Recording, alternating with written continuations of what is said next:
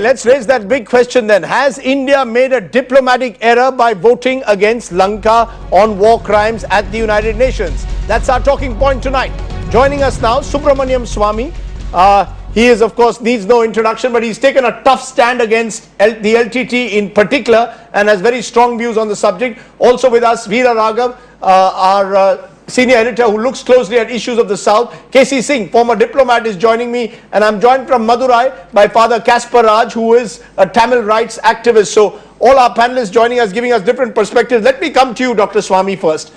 You were saying before I started the program, when we discussed this, you believe this is a monumental blunder. Yes. Not just an error, but a monumental blunder committed by the Indian government. Why? That's right. Well, it has completely destroyed the trust that had been built after India's naval blockade during the course of the war. When the Sri Lankan army was battling the LTT, we assisted the LTT, we assisted the government to fight the LTT by giving up naval blockade. And then after that, we gave a lot of assistance, and there was a feeling that India is acting as an Indian nation, not as a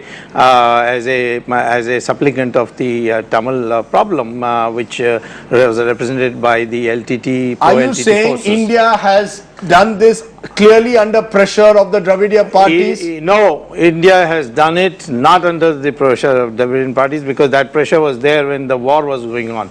It has done, it's a capitulation to the Americans.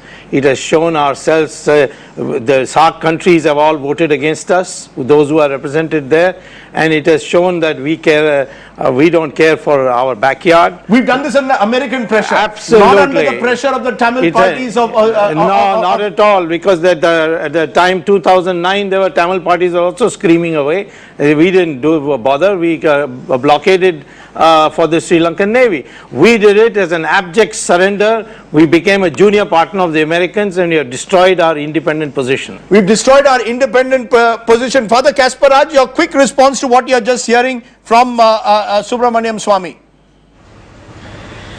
I think that India was fully justified in the kind of stand it took today, because without India, Sri Lanka would not have won the kind of victory it achieved. It was because of the kind of logistical support India provided, and as Mr. Subramanian Swamy mentioned, the naval blockade, and also the vast diplomatic resources of India were put on behalf of Sri Lanka to defend it and protect it. So all along, India protected Sri Lanka. India helped Sri Lanka to win this war. But afterwards, Sri Lanka never cared for the concerns of India. Having supported Sri Lanka fully to defeat the LTT, India did expect some kind of a dignified political solution to the Tamils, and Rajapaksa regime was unwilling to do that. Okay. And you know, the 13th Amendment, the Tamils are not really so happy to accept that 13th Amendment solution. But Sri Lanka was not even willing to consider that. But had Sri Lanka considered some kind of a political solution, India would have felt at ease to support Sri Lanka. But today that India feels very unease the way Sri Lanka is behaving. And remember, historically, let me put this, historically Sri Lanka has never stood with India in critical times. Take the war with Pakistan on Bangladesh. Sri Lanka did not stand with us. Our war with China, Sri Lanka did not stand with us. I don't think in critical situations historically, Sri Lanka never stood with us. So please, when you say that Sri Lanka is our friendly neighbor, it has stood with us, it is a farce, it is a lie, it is a historical lie. Sri Lanka never stood with us. It deserves the kind of treatment from India. You're making a very strong comment that Sri Lanka is not a friendly neighbor. Sri Lanka deserved what it got today. KC Singh, your response to that? Yes. Rajdeep, I think India has done the right thing, probably for the wrong reasons. And I don't agree with Dr. Swamy, much as I respect him. It's not American pressure. It was essentially domestic pressure coming from DMK. DMK pressure the government could have put up with. But DMK's withdrawal coming at a time when Mamata Banerjee herself was sulking was something they had to take seriously.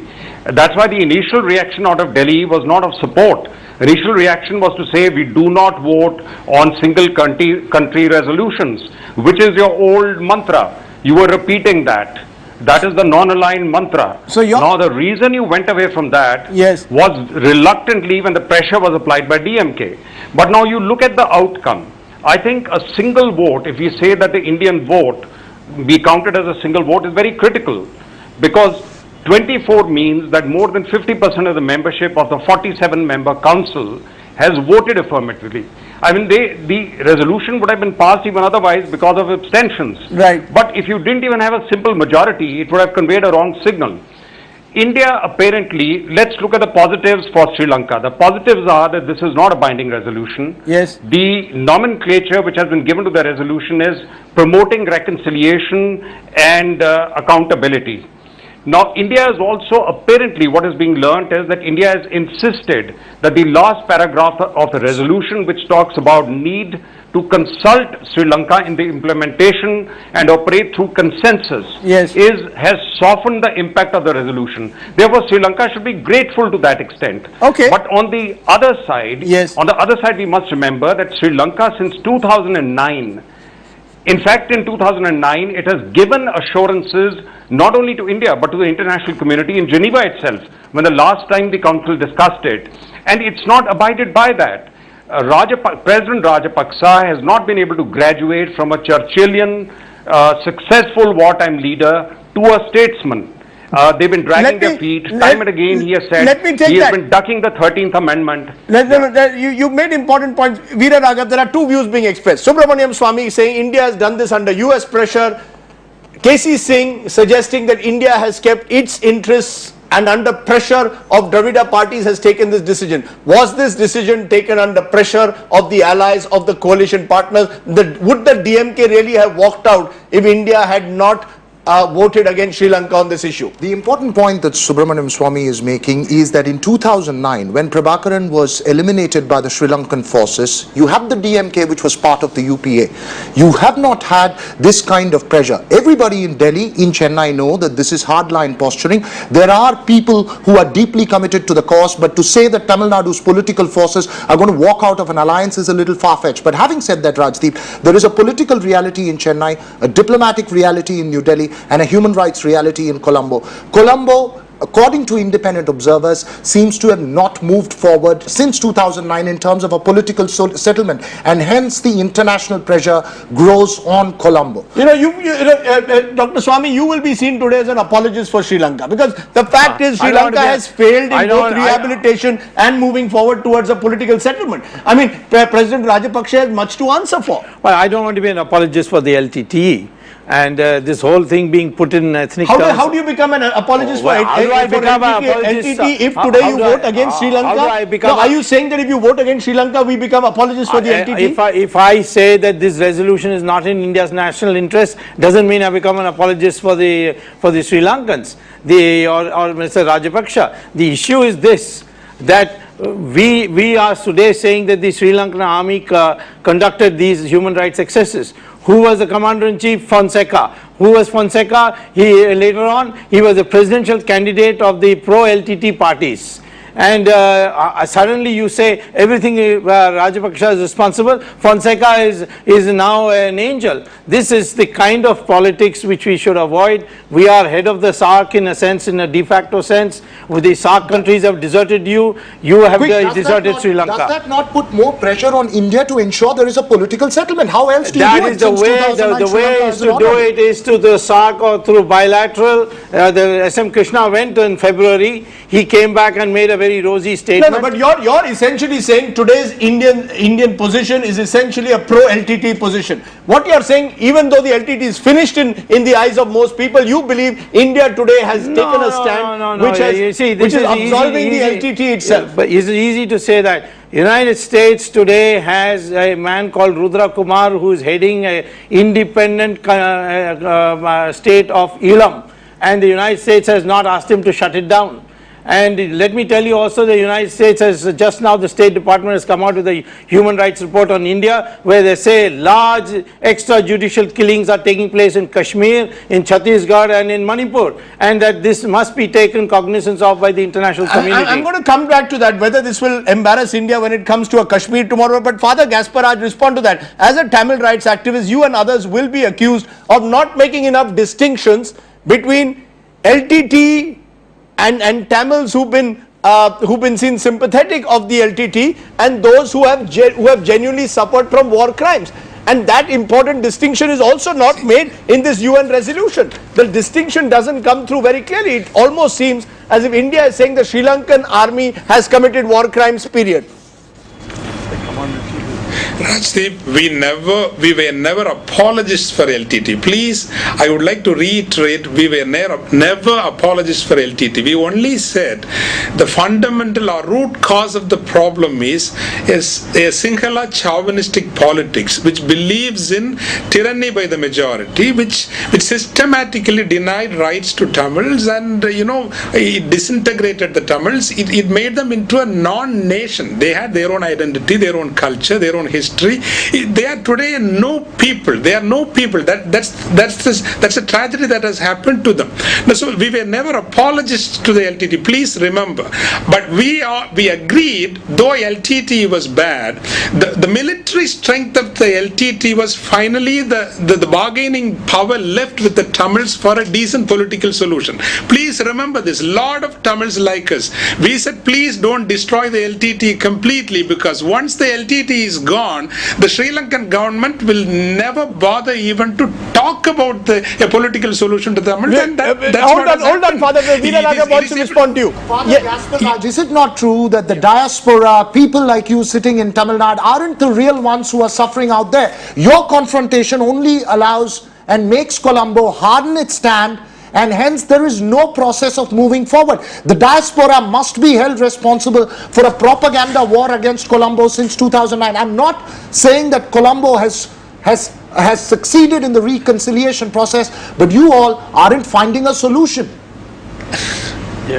Virag, I have great respect for you. But remember, we support the TNA. Please fill the vacuum, political vacuum. Move forward on the land rights of the Tamil. Move forward on the demilitarization of the northeastern parts of Sri Lanka. Move forward on a decent political solution. We are not saying that the LTT has to come back. We are only saying we are in fact supporting the TNA to fill the political vacuum. But if you say that, point taken, Father. Subramanian Swamy also wants to respond. Quick response. The TNA's leader is General Fonseca, yes, who in fact is who took these got these photographs taken, and at the right moment, he has. No, but let's be honest. There have been serious war crimes in Lanka. Let's not get away. There have been war crimes in Lanka, and Tamils have been seen as second-class citizens. In a war against the terrorists, in fact, in a war. What happened in Dresden and what happened in Hiroshima, what happened in Nagasaki, they are also war crimes. Civilians have been treated as second-class citizens. Well, of course they have been. But the question is, you're going to do it through this resolution where you're going to request the Sri Lankans to do something? What does this resolution end up doing except to spoil all your relations with your neighbors? Spoil your relations with your neighbors. KC Singh, there's a point which has been made earlier that maybe this will become a precedent. You said India always opposed country-specific resolutions. It was part of our principle of non-alignment. Today, by siding with a resolution which is country-specific, are we running the risk that, God forbid, Pakistan moves a resolution against Kashmir? Sri Lanka has every right today to vote against India and embarrass India further. Rajdeep, 2-3 points quickly. Firstly, in India's explanation of vote as well as the resolution, the focus is on the LLRC, the Lessons Learned and Reconciliation Commission of Sri Lanka. All that we are saying is, let them implement what their own commission has said. Therefore, we have staved off an international inquiry. In a sense, we are saving Sri Lanka from that. Right. But Sri Lanka cannot have their own inquiry commission report sitting on a table and not implemented. Now, coming to India, would you rather be in the corner, the countries which have voted against it, which consists of Saudi Arabia, Bahrain, China, Russia, Ecuador, countries like this, or would you rather be with countries which are democratic, which are open? We are competing with China in the future of an Asia and the global scenario. We must be seen as siding with democratic forces, with openness, with accountability. And therefore, we have to start moving away. What is non-aligned movement at the moment? Right. It's being chaired by Egypt, which voted against the resolution. Does Egypt have an accountable government at the moment? We don't know what's going to emerge there. Next chair is Iran. Last chair was Cuba. the non-line movement has been hijacked. It is no longer. We have to start functioning as a pole, as China does, as Russia does. Stand on your own feet and vote according to your principles. Not always. So you're saying India has voted on principle. You're saying India has voted on principle and real politics. But there will be others who will say that principles and real. But others who will say we should have done it on real politics, not on principle, but on real politics. That it was in our political interest to have a friendly Sri Lanka. We've antagonized Sri Lanka. In 2009, no, just a minute. In 2009, we voted on the basis of real politics, gave Sri Lanka 3 years. Now, to just contradict what Dr. Swamy is saying, if we were siding with LTTE, we would have gone for a resolution in 2009. We didn't. We helped Sri Lanka. But if after giving him 3 years, you are seeing your leverage is zero, they're not listening to you, they're taking you for a ride, then you go along with the international community and in fact interpose yourself between... It is consistent with my position that this has got nothing to do with the Tamils, it has got nothing to do with anything else, except that time the Americans were for the conduct of the war, we were the Americans. Today the Americans are Dr. Swamy, you've seen what has happened in Parliament. You've got parties like the DMK. They have done virtually every Tamil party has expressed solidarity on this issue. You are an isolated voice in that sense. I don't know about the isolated. I have been addressing meetings in Tamil Nadu. They are all very large. Maybe you don't cover it. But that's a different matter. Is it true? Is Dr. Swamy a marginal voice, or does he represent the mainstream voice, and voices like Kaspar Raj are the marginal voices? What is the predominant sentiment today in Tamil Nadu on this issue? Both Dr. Swamy and Father Kaspar Raj are marginal voices in Tamil Nadu. The general voice is not about the Sri Lankan Tamil issue, but you cannot ignore it as a large political force. It is about grandstanding. But at the end of the day, just look at the resolution today, Rajdeep. It's watered down terribly. That's right. It says that it will be that any decision will be taken in consultation and with the concurrence of the government of Sri Lanka. That's right. And also, just to contradict Dr. Swamy's point about the US, it is a well-known fact, and Colombo has been maintaining that in the last stages of the war, it was India which backed it and not so much the Western powers. And the genesis of the Western powers problem with Colombo starts from the last stages of the war. Okay. On that point, Dr. Swamy, I know that you've got your strong reservations about what India has done, but appreciate your joining us. Subramanian Swamy, Veera Raghav, KC Singh, Father Kaspar Raj. It's been a day when India has taken a tough stand. Some believe a stand based on principle. There'll be others who believe real politique should have prevailed over principle. We leave it for you to judge whether we've done it right or wrong.